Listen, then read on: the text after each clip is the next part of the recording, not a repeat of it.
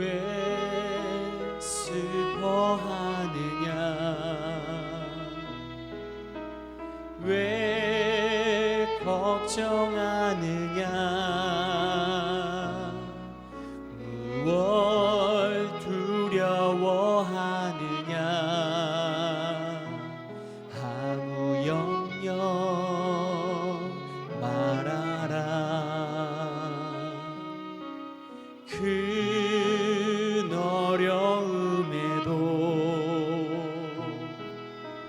큰 아픔이 있어도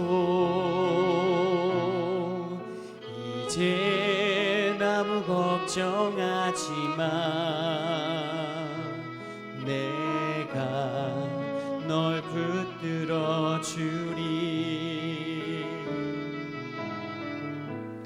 내가 너와 항상 함께 하리라 내가 너를 지키리라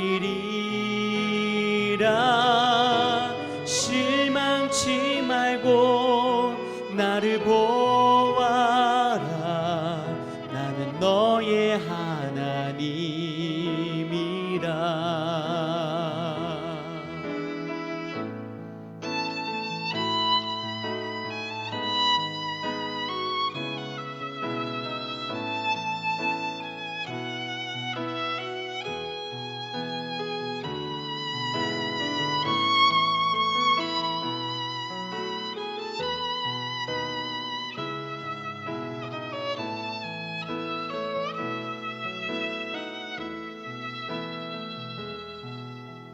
왜 슬퍼하느냐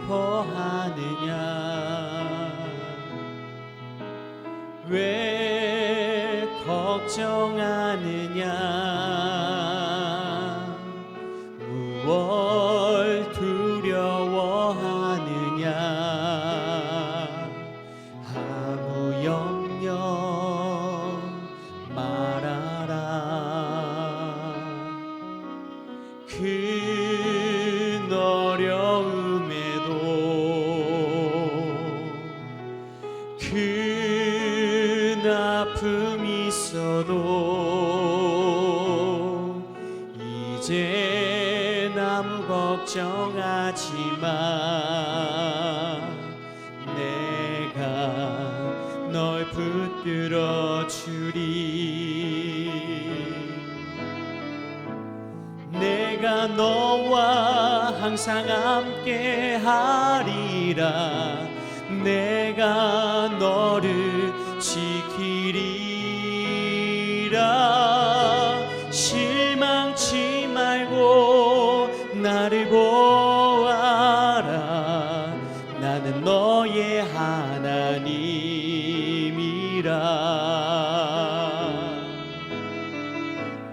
내가 너와 항상 함께 하리라 내가 너를 지키리라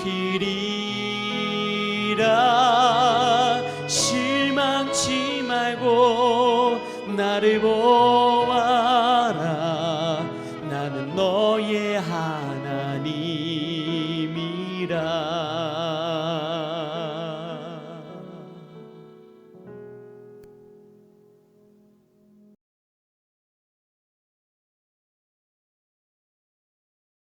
샬롬. 오늘 아침 함께 묵상할 말씀 출애굽기 20장 1절에서 2절입니다. 제가 봉독하겠습니다. 하나님이 이 모든 말씀으로 말씀하여 이르시되 나는 너를 애굽 땅 종되었던 집에서 인도하여 낸 내 하나님 여호와니라. 아멘. 네. 샬롬. 네, 오늘부터는 십계명에 대해서 살펴보도록 하겠습니다. 우리는 계명이라는 단어를 들으면 일단 조금 부담감이 들죠. 우리는 왜 이렇게 법에 대해서 두려워하고 법을 무서워하는지 모르겠습니다. 아마 우리가 죄인이기 때문에 그런 것 같습니다. 그런데 우리 1절 말씀 보니까 이렇게 말씀하고 있습니다. 하나님이 이 모든 말씀으로 말씀하여 이르시되. 우리는 이 십계명을 보면서 늘 법이라고 생각을 했는데 하나님이 말씀으로 말씀하셨다고 하고 있습니다. 하나님은 십계명을 스스로 법이라고 부르지 않으시고 말씀이라고 하십니다. 그래서 십계명을 데칼로그라고도 하는데요. 데카는 숫자 10을 의미하는 거고요. 로그는 말씀을 의미합니다. 그러니까 10개의 말씀인 것이죠. 여러분 10계명과 10개의 말씀 벌써 들을 때 느낌부터가 조금 다르지 않으십니까? 그렇습니다. 10계명은 단순히 법이 아니라 하나님께서 우리에게 당부하시는 10개의 말씀인 것이죠. 그렇다면 그 말씀의 핵심 내용은 무엇일까요? 우리 2절 한번 보겠습니다. 나는 너를 애굽 땅 줬던 집에서 인도하여 낸 내 하나님 여호와니라. 아멘. 나는 너를 애굽 땅 종되었던 집에서 인도하여 낸 내 하나님 여호와니라입니다. 이 출애굽기 20장 1절에서 2절은 바로 십계명의 서문입니다. 즉 십계명의 성격이 무엇인지 우리에게 보여주는 것이죠. 우리가 잘 알고 있는 헌법, 이 헌법의 대한민국 헌법 1조 1항은 대한민국은 민주공화국이다입니다. 이 1조 1항이 대한민국이 어떤 나라인지의 성격을 잘 보여주죠. 아, 왕정이 아니라 공화정이구나. 아, 독재국가가 아니라 민주국가구나. 이런 것들을 우리가 알 수 있게 됩니다. 오늘 출애굽기 20장 1, 2절을 통해서도 우리가 어떤 공동체인지 또 당시 이스라엘 공동체가 어떤 공동체였는지 알 수 있는 것이죠. 우리가 1절을 통해서 알아본 것은 무엇이었습니까? 십계명은 계명이라기보다 하나님의 말씀이다라는 것을 알았다면 2절을 통해서 우리가 알 수 있는 것은 첫째로는 이스라엘 백성들의 원래의 신분입니다. 나는 너를 애굽 땅 종되었던 집에서 인도하여 낸 내 하나님 여호와니라. 그러니까 이스라엘 백성들의 신분은 바로 종이었던 것이죠. 요즘 그 SPC라는 기업에 대한 불매 운동이 한창이죠. 빵을 만드는 공장에서 반죽기에 빠져서 불의 사고로 죽은 자매가 있습니다. 그런데 바로 다음 날 그 반죽기에서 그 자매의 시신을 수습한 사람들이 바로 그곳에서 바로 그 옆에서 일하도록 그렇게 했죠. 그리고 그 숨진 자매의 장례식 빈소에 그 공장에서 만든 빵을 보냈습니다. 이러한 비인격적인 행동으로 인해서 이제 불매운동이 일어나고 있는 것이죠. 왜 불매를 합니까? 노동력만 사고 판다면 그것은 노동자입니다. 그런데 빵 공장에서 노동력을 사용해서 이제 돈을 사고 또 돈으로 노동력을 사고 이것은 이제 문제가 되지 않는 것이죠. 그런데 무엇이 문제가 됩니까? 돈을 주고 노동력을 사는 게 아니라 인격을 사려고 하면 그때부터 문제가 됩니다. 내가 돈을 줬으니까 비인격적으로 대해도 된다고 생각하면 거기서부터 큰 문제가 발생하는 것이죠. 상대방을 노동자로 취급한 것이 아니라 종으로 인격이 없는 자로 취급한 것이기 때문입니다. 그래서 아무도 이런 종이 되고 싶어 하진 않죠. 돈을 많이 준다고 할지라도 비인격적인 대우를 받고 싶어 하는 사람은 아무도 없는 것입니다. 종이란 인간의 기본적인 자유들, 기본권들을 박탈당하고 얼마든지 비인격적인 대우를 받을 수 있는 낮은 자리에 처한 사람들인데 바로 이스라엘 사람들이 그런 처지에 처해 있었습니다. 두 번째로 우리가 알 수 있는 것은 하나님께서 그런 이스라엘을 구원하여서 자기 백성 삼으셨다는 것입니다. 그런데 우리가 여기에서 유추해 볼 수 있는 놀라운 사실이 있습니다. 고대 근동의 다른 모든 신들과 여호와 하나님과의 엄청난 차이인 것이죠. 고대 근동의 신들, 특히 이방 신들은 왕들의 신이었습니다. 그리고 왕은 신의 아들이었습니다. 그렇기 때문에 신의 아들인 왕은 권력을 누리는 것이 너무나 당연했고 종들은 당연히 신의 아들을 섬기기 위해 존재하는 인간 이하의 존재들일 뿐이었습니다. 그런데 하나님께서는 그러한 종들을 구원하신 다음에 이렇게 말씀하시는 것이죠. 내 하나님 여호와니라. 그러니까 나는 너의 하나님 여호와다. 그런데 그 너가 누굽니까? 바로 종이었던, 그러나 이제 종이 아니게 된 것이, 내가 종의 하나님이 되어서 너를 종의 신분에서 구원해냈다. 이런 것이죠.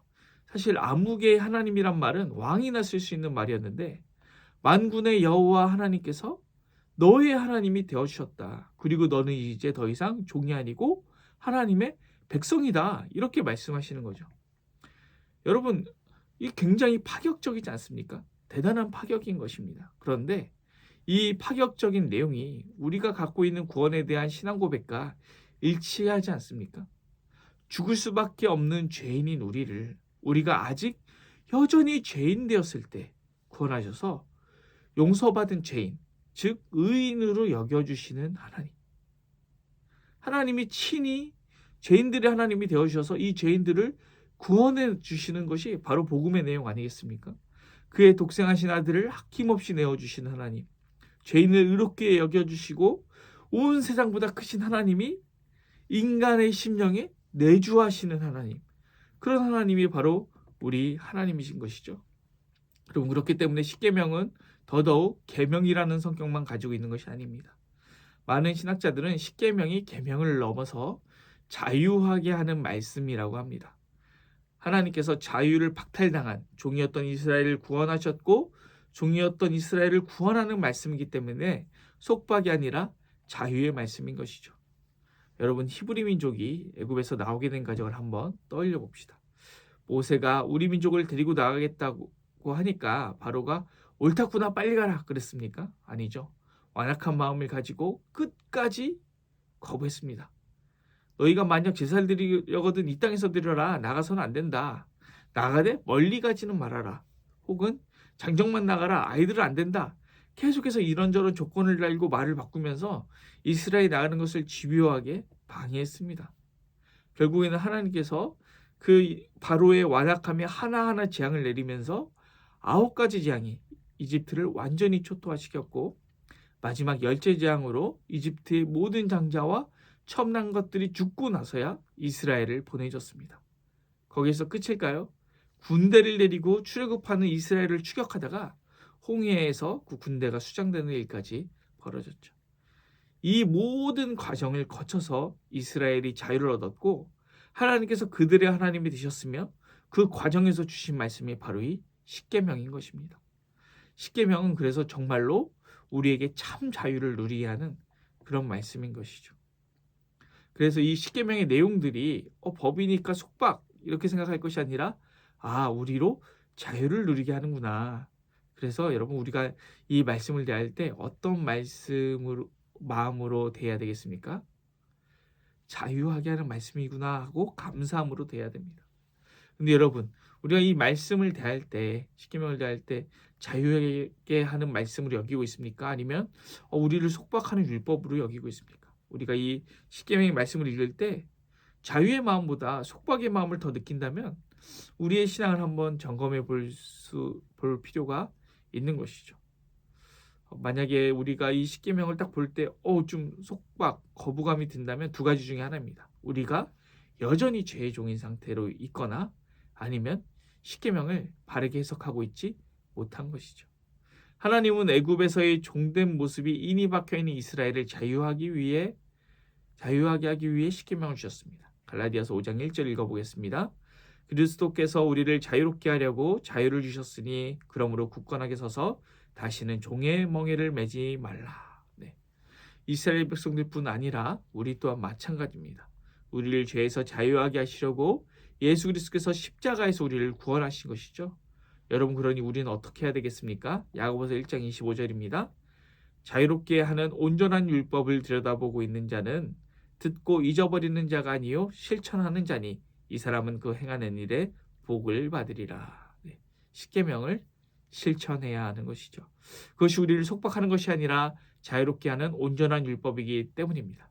우리는 그것을 실천하고로 복을 받습니다. 우리 말씀 마음에 새기며 하루 동안 실천하기 원합니다.